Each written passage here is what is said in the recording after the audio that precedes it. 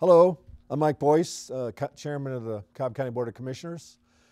And I'd like to take some time today to give you some context behind how we get to the millage rate that we have that's on your tax bill, how we set that rate, and then what we do with the revenues that we generate from that rate.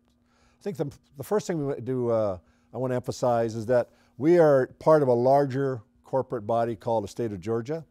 And the state of Georgia has some criteria that our tax assessor has to meet every year to make sure that we are properly assessing the properties that we have in the county.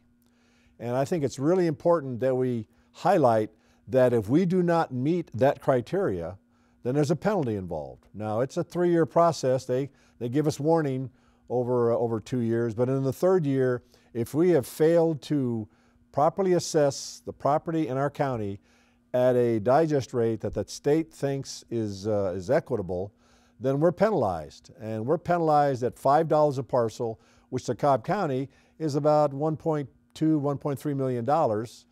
But we got to pay for the 2 years that we didn't do it and the 3rd year that we finally get fined.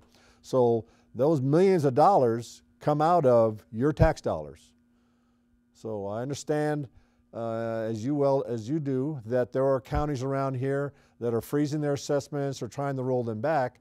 But I can assure you, ladies and gentlemen, that ultimately there will be a penalty paid for that, and there will be a jump in assessments to meet the standard that the state sets for us. So I hope you understand that we are not a unique individual entity. We're part of the state of Georgia.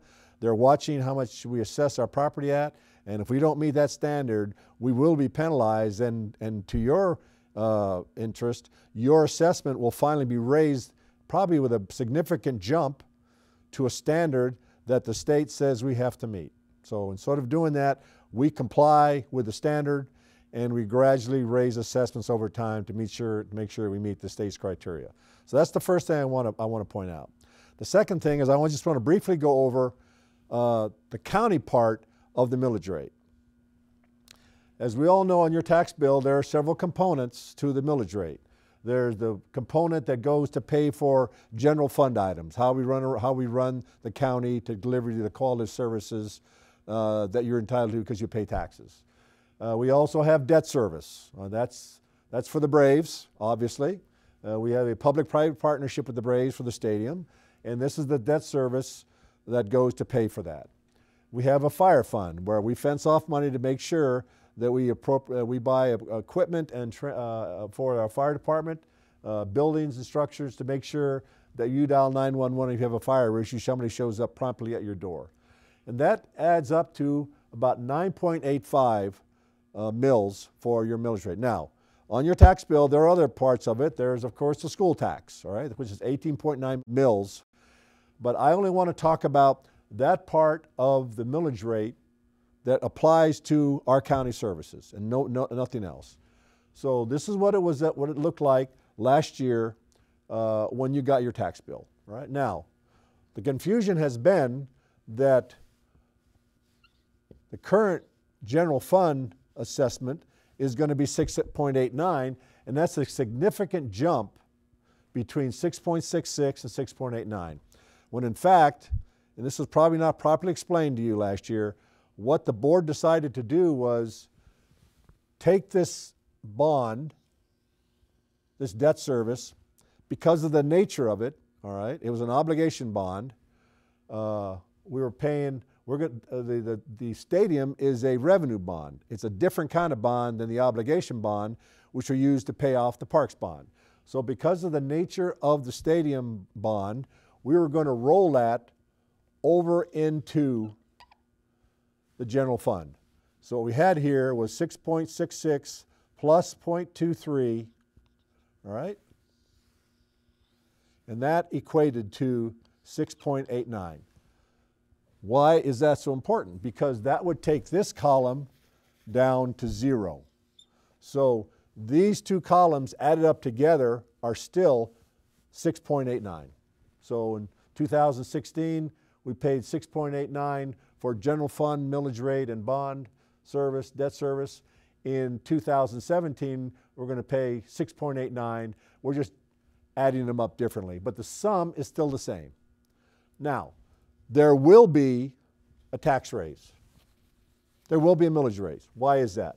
Because in my campaign, I committed to paying for a parks bond that we voted for in 2008. And the cost of that parks bond is 0.13 mil.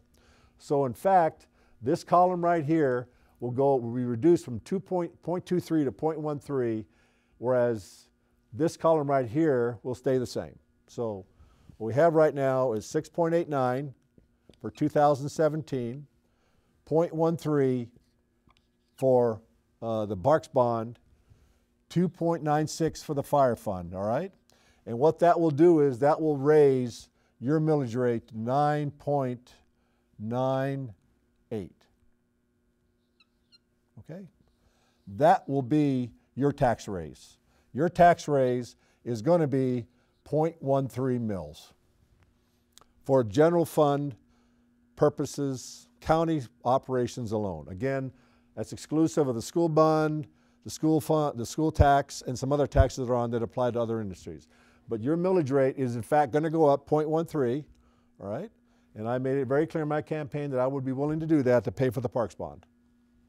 Now, what does 9.98 mil buy you? Well, we have a $383.6 million budget to run the county. 9.98, all right, is going to bring in generally about $383 million, $383.6 million that we collect from property assessments. Almost 2/3 of that goes to paying for the county staff. It goes to paying for their compensation and their benefits. This is the price we pay. $268.8 million is what you pay for a quality staff that is well-trained, well-managed, well-led, and gives you terrific 5-star service every day. So a large chunk of that, of your $383 million, goes to paying for the staff. The second thing we have to pay for is public safety. I think that if you had been one of the hostages that was in the bank last weekend, you would have paid any amount of money to make sure that you had a public safety department that was well-trained, well-led, and well-equipped. And that cost of that terrific public safety force is almost $24 million. General government operations. We have offices that be run around here. My office, the county manager's office, the county attorney, the county clerk, community development. There are a number of programs in this county that you pay for, and that's about almost $22 million to make sure that when you pick up the phone and call somebody, you not only get somebody to answer the phone, but they give you information and services that you've earned because you paid your taxes. Transit subsidy and other matches. It's about $16.4 million. Why is this so important? Because it's sometimes very controversial. Well, I'll tell you why it's important. If you look at the graph that's on the screen here, you're going to see that the service industry is our largest source of employment in this county. And I can guarantee you that a large number of these employees get to work by riding the bus. And if they didn't have the bus, they wouldn't get to work. And if they didn't get to work, they wouldn't have a job that would be paying taxes. I've ridden these buses myself. I remember one morning where a lady got on after having worked an all-night shift at a local restaurant, and she slept the entire 1-hour route from where she got on the bus to the MARTA station where the bus route ended. We have to make a commitment to support these people who want to have a job but don't have the means to buy an automobile and to maintain it. And the bus service does that. I recognize that we have to subsidize it, but in the long run, we'll be subsidizing a population of people here in this county to a more expensive degree if we didn't have this bus system. We have debt service. This year it's going to be $14.4 million. That's what it cost us to pay for our part of the public-private commitment to pay for the Brave Stadium. The information technology. We live in an age today where we're connected by digital equipment. The county service, the county government is no different than you are at home. You're surrounded by your iPads, your Galaxy phones, your PCs. We are the same way here. This is how we stay in touch with the world. This is how we get our information exchange. This is how we store information. This is how we provide you information. And that kind of service costs us about $10.3 million a year. Culture and recreation. We have 85 properties that we maintain in Cobb County to provide you a place that you can go and recreate. It ranges from bike tracks to aquatic farms, to aquatic parks, to golf courses, to places where you can just go and play with your kids. When you show up there, you expect the grounds to be maintained, the grass to be mowed, the fields to be groomed, the lights to be working. That service costs you $10.2 million a year. Judicial services. If you come to Cobb County and you break the law, you will be arrested and you'll go to court. And those courts have to be maintained. They have to have the proper equipment, paper, software, computers. The lights have to work. They have to have furniture. That cost of that service is about $8 million a year. Property management. We have to make sure that all our buildings are lit, that the electricity works, the water flows. That service to all our facilities here in Cobb County is about $5.8 million. Department of Transportation. I'm only going to talk about one thing in DOT, and that's the 4,000 backlog orders we have in trying to get to services that you want us to do, such as mowing lawns, filling holes, taking care of guardrails. $4 million just to do those things exclusive, of paving the roads and making sure we put in new intersections and bridges. $4 million to make sure that we take care of the right-of-way mowings and taking care of other things around here. And $4 million, I can assure you, ladies and gentlemen, doesn't begin to touch the back orders we have here to take care of you. So that's what 380 some odd million dollars buys you. If you look over here on this side of the bucket, these are all the other requirements that we have that we simply don't have the money to pay for. And what are some of these things? Well, as you know, we just had a police report done by the International Association of the Chiefs of Police, and they told us that we needed to hire 60 more officers. The 60 officers are just the start of that bill. We got to also buy them equipment. We have to train them. We have to provide them with vehicles and the support equipment. So that's a shortfall that we simply can't fund right now. Right-of-way mowing. We get constant calls here that the grass is growing too high in the medians.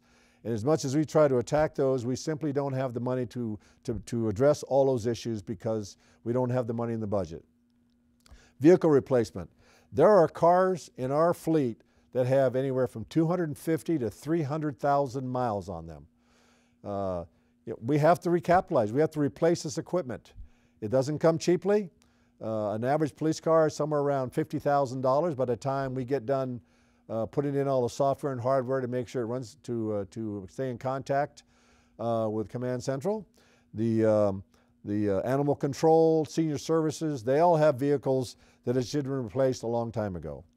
Incentive pay for public safety officials. As we know, the governor this year raised salaries for his state troopers by 25%. There's absolutely no way this county can match that. We don't have the resources to do that, but we have to find ways to get people to stay here in our public safety, whether they're the police department, the sheriff's department, 911, EMT. We have to get them because it's more expensive in the long run to keep retraining people than to keep them here till they finish their careers with us. We have to restore services to pre-recession levels. As we know, we still aren't fully manned at the libraries yet. The Mabel House has some needs. Parks still has some shortfalls. We're a long way from recovering from where we were before the recession. We have other replacement needs, for instance, mowers, office equipment, you name it, the list goes on. When you show up at a ballpark around here or a county park, you expect it to look pristine. Well, that isn't done with scissors, that's done with very expensive equipment. And likewise, when you call up here or you send an email or get on web, you expect to get on that website without even crashing. We need to make sure we do that, but again, that's an unfunded requirement. There are other equipment items that we need to be purchasing along with, besides mowers. There's smaller items like, for instance, equipment for our public safety, not just weapons and tasers, but also their armored vests have to be replaced. They wear those every single day. We also wear out equipment in our offices. Those over time, like your computer, they have to replace. So that list is long, but it adds up to a lot of money after a while. As you know, I'm committed to fully funding the $40 million park bond that we passed in 2008.